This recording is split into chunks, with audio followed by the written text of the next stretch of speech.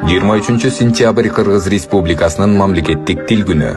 1989 жылы 23-сентябрда Кыргыз ССРнин Жогорку Совети Кыргыз ССРнин мамлекеттик тили жөнүндө мыйзамын кабыл алып, андан соң кыргыз тилине мамлекеттик тил макамын берген.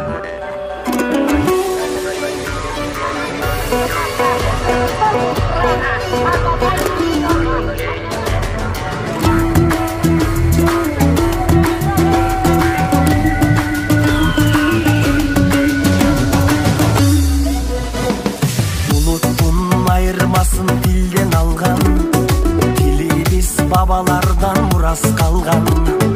Öz өлкөң, öz tilin bolgon üçün, Kırgızım жашап келет байыртадан. Эне тил ар бир жандын дили болот, эне тил жүрөгүңдүн үнү болот. Билбеген эне тилин маңкурт белип, эл алдына чыгарбаган сүрү болот.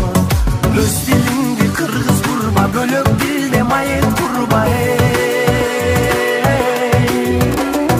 Ene dilin çangalardı, namıstan kıngaran durma.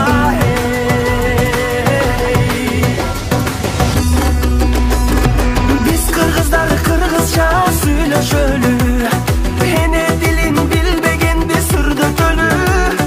Kılımdardı karıkkan dili bizdi.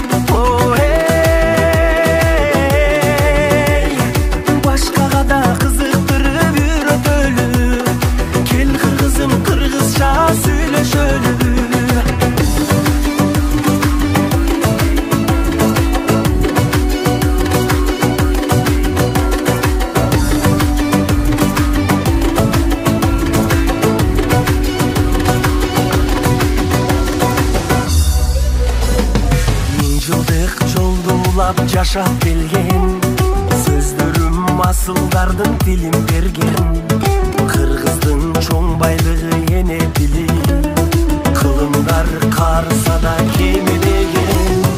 Бай тилин сөз маанисин чектелбеген, ал тилим жашап келет эзелтеден. Манасты берген тилим адамзатка, кыргызга сыймы